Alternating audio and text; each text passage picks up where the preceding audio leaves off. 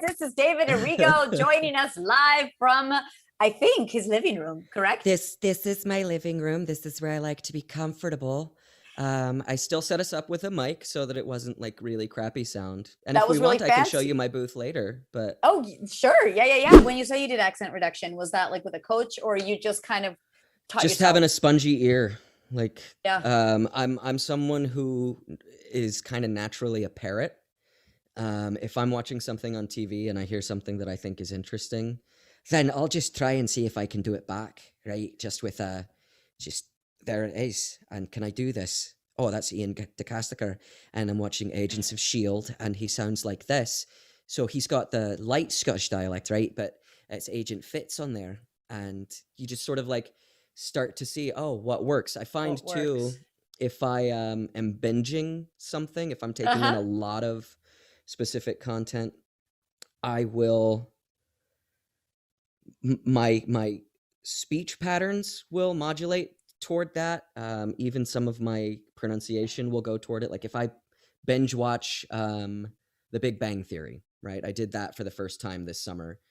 Dude, my sister's doing that now, so all I do is listen to Sheldon. Yeah, well, and things started coming out of my mouth with a very Sheldon phrasing. Right now I'm listening to a lot of Smartless podcast. Wait, I need a little bit of Sheldon. Like, what was that like? Oh, I know it's hard sometimes. Yeah. When you're put on the spot, it would kind of be Carolina. These are the jokes, and I didn't mean to say anything that would hurt your feelings. I just wanted to tell you something as it was. And that's sort of like, it would creep in. It wouldn't be like a direct impression, but certain things would just sort of spill over. I'll talk about another of my favorite impressions that I always just loved the sound of, so I would regurgitate it. And that's where Dudley started. So when we get into that, I'll tell you about that. We can get into it now. Like, make a seamless transition. All right. So Dudley actually sort of came out of a road trip with my dad. I was with him driving from Ohio to Florida. He had bought a truck back from my grandfather. And we didn't turn on the radio once. We were just chatting like the whole time on the 16-hour drive. And at one point, we decided that we would read dad jokes. Whoever was not driving would read the jokes to the driver and chuckle. And for one reason or another, I decided to take on the personality of a surly Edwin. So, you know Edwin from Alice in Wonderland and from a lot of other movies too. And Alan Tudyk did a great Edwin in Wreck-It Ralph when he was King Candy, right? So he's this sort of lispy, sort of sort of fun, if you watch Cinderfella with Jerry Lewis, he's the fairy godfather, and he's a great sort of thing. I've always loved his sound, right? And so I was reading these dad jokes, and like, if my dad didn't laugh or whatever, what, you didn't understand? Keep up, stupid. And that would make my dad just crack up. Oh my God. A couple of weeks later, Ridley Jones auditions came out under like a code name. It was something else. And I knew it was a dodo bird. And for one reason or another, I was like, this is what I'm doing. I don't know if this is what they want, which honestly, it's a fool's errand to think that you ever know what they want anyway. Yeah. So I was like, no matter what, this is how I want to do it. Yeah. So I did, and wound up with the callback, which was amazing. And at the callback, Chris was like, "Oh my God, we loved your audition. Can you take the lisp out?" And I said, "Yeah, of course." And so then it becomes Dudley, who's his soul is actually a lot different than the character that I was reading the jokes with, because Dudley's a little more trepidatious about things. He's a little more worried, but he's an optimist. And, he just wants to learn to fly. And he's sad about being the last of his kind, but he's happy that he has friends that are his family. And, like, that's how we got there. So it's weird that, like, that impression that was in my brain led me to this original character, but Hank Azaria says that that's a great way to do things anyway.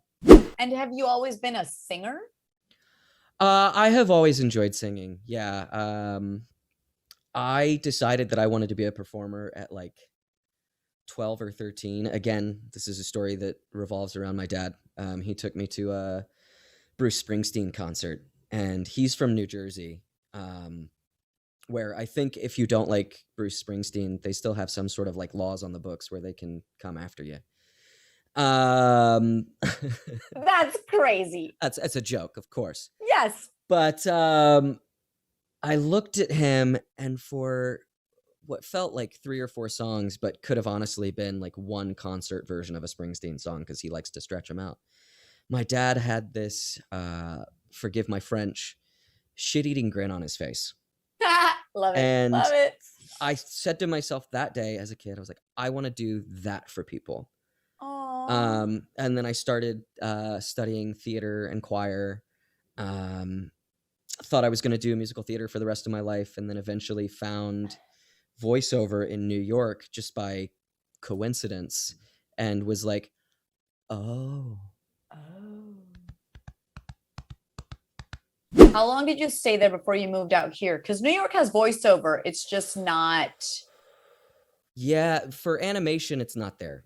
You can do dubbing, things like Pokemon, Yu-Gi-Oh! There's a lot of international dubbing that is not well known to American audiences that gets done. There's the occasional video game. Some celebrities record there, of course. Nickelodeon has a couple of things that have happened there. Yeah. But primarily it's non-union, and primarily it's dubbing out there for animation. There's plenty of commercial. Plenty Tons of commercial. Yeah. Mm-hmm. But I was there for 2.5 to 3 years after I had figured out like I need to get to LA. Yeah. And how I figured that out even was just listening to Rob Paulson's podcast, Talking Tunes. I would run by the Hudson on these long runs and just listen to an episode at a time. Yeah. And the recurring theme was you've gotta be in LA if you want to do this. You've got to be in LA. I want to know how the Phineas and Ferb thing came around. And I don't know how much you're allowed to share or not, because it was a show for 10 years. And then an audition for Ferb happened. How did you get to meet these people? How did they consider you? What went down? It was the same as any other audition, really. I don't know the details of how the audition opportunity came to be, per se. Like, I don't know what the reasons were or what the discussion was. Okay. I just know that there was an audition for a voice match that went out for Ferb, and they sent a voice sample, and I did my very best to regurgitate just what was there. And I thought it was pretty good. Like, when I recorded it, I had my wife listen to it, and she was like, all right, I don't know that much about what you do, but if you don't get this, I'm really confused. Yeah. So I sent it. They sent it again, just to sort of like double check, I think, that it wasn't a fluke. I can't remember if it was a shorter timeline for return or anything like that, because you want the person to be able to do it on the spot, not have them have worked on it for, 3 days. And then when you come in for the session, it's like pulling teeth to get it out of them. Yeah. And when I was cast, were you a fan of the show before? Had you watched it? I had actually gotten turned on to the show a few years prior. I was doing a theater production of a show called The Happy Elf, and I was playing the Happy Elf. Yo, you and these elves, okay? I'm telling you, it's a recurring theme. I love that too. But one of the young men who lived at the homestay that I was staying at was like, you got to watch this show. And I fell in love with it then. So Perry the Platypus has actually been my text tone since like 2012. Oh my God. That's awesome. That's so cool. So I was enamored with the show. I had never really tried to parrot Ferb necessarily, because I didn't figure there would ever be any sort of use for it. Right. But I did the audition. They cast me. I came in, and Dan Povenmire met me out in the lobby of LA Studios. And he goes, before you say anything, are you from England? We've got a bet going on, and Swampy is the only one who doesn't think so. And I said, oh, no, I'm from North Carolina. If I wasn't thinking about it, I'd talk to you like this. And he goes, ah. So he lost the bet.